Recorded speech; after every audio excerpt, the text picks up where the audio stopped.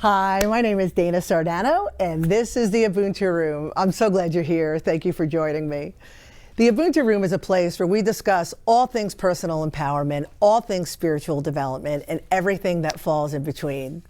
It's where we recognize that the power is in our hands to create the lives that we desire, and that personal empowerment and spiritual development are very much intertwined. And each of us, on our own journey of self-discovery, fall somewhere on that spectrum. My hope is by having these conversations that maybe I can meet you where you are, and perhaps we could travel together.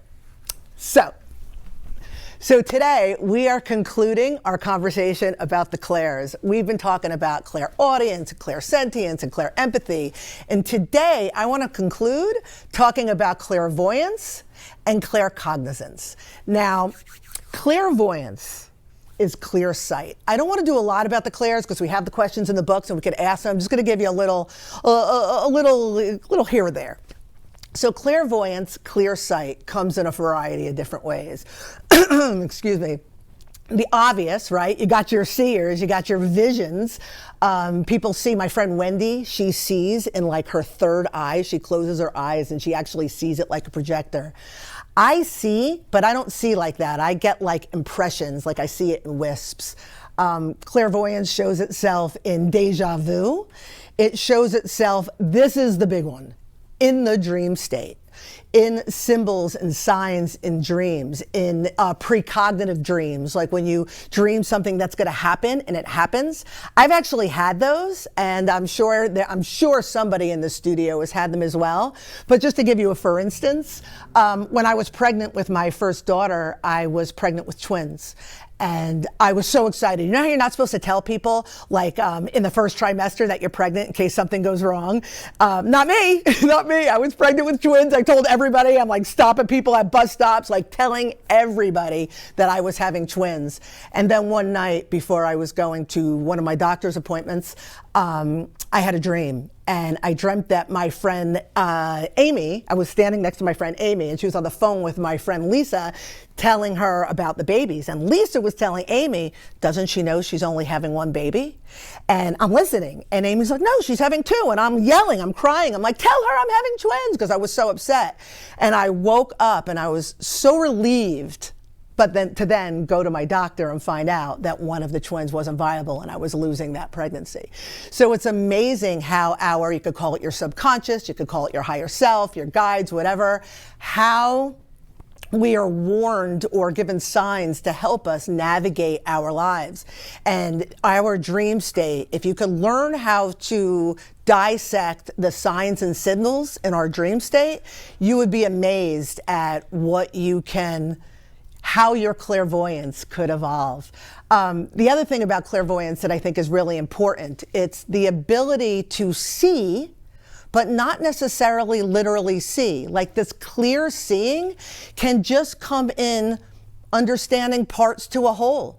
Being able to see the steps without even realizing it, just understanding outcomes of things before they happen, because you have that ability to have pattern recognition. And that clear sight comes with a lot of other work that we're going to talk in other segments. But the other one that I want to talk about is claircognizance. And claircognizance is clear knowing. There's a little bit of an overlap with the clairvoyance, but clear knowing, and it's like the most annoying one. Like my husband hates it because I'm like, I just know. And he's like, oh, I just know. Like people don't want to be around that person, but many of us have hints of this where we just know something, or we have a natural knowing for something that there was no teaching involved in it. Like the kid that just sits at the piano and can play. That's claircognizance. Or Shakespeare's understanding of human nature and what drives people and what makes them tick to make him such an incredible playwright.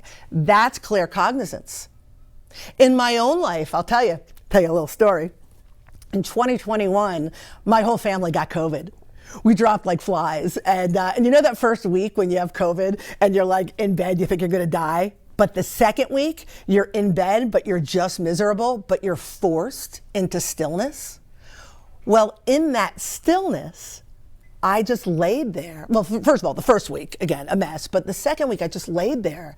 And I kept getting these profound ideas just plop into my head. And so I just like grabbed my phone, and in my, sick state, I wrote them in my phone. And after about a week or so, when I felt better, I revisited them. And I was like, you know what, let me create some sort of outline. Maybe I could use this for something.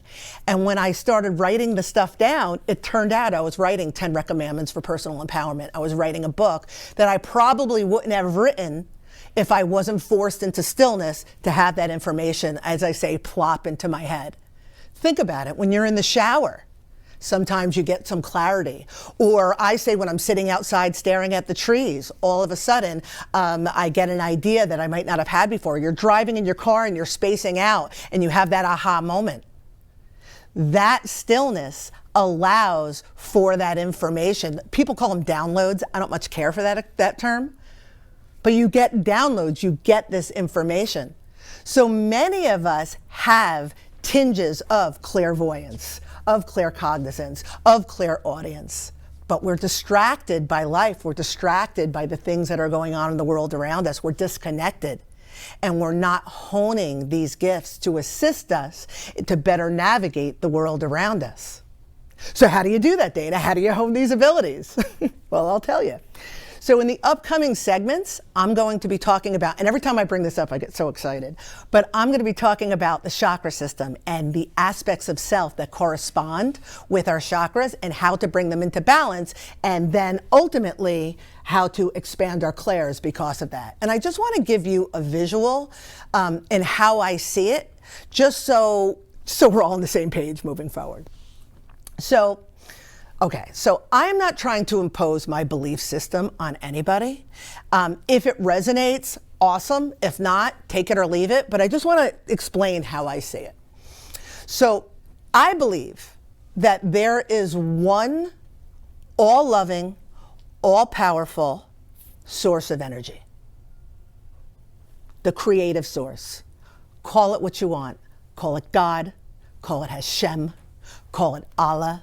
Call it source, call it the universe, but there's this one source of energy. And every single one of us, every single soul is a fractal of that energy. And when we are born into this world, with, again, the trials and the tribulations of life, we become disconnected from that source of energy and don't receive all of this energy in its entirety. And the way I see it, think about a surgical glove, right?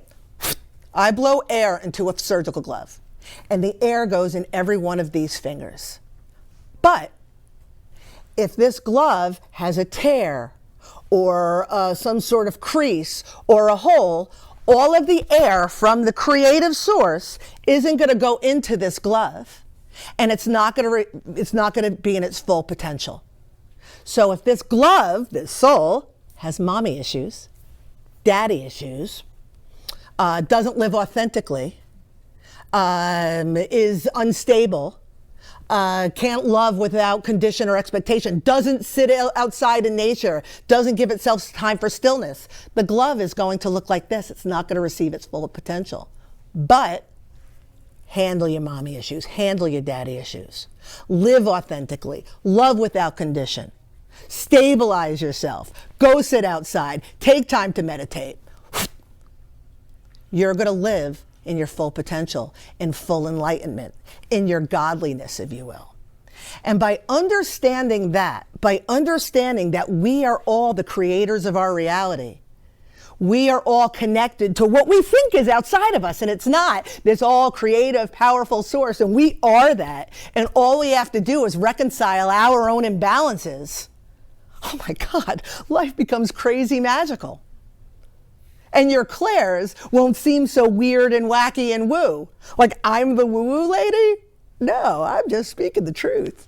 So stick with me, because in the upcoming segments, we're going to go through every single chakra, every single stage of development, every single aspect that corresponds with that. We're going to bring all our stuff back into balance, and then we're going to come back and we're going to do all sorts of weird, weird clair stuff with each other. So as always, off the rails with Dana Cerdano.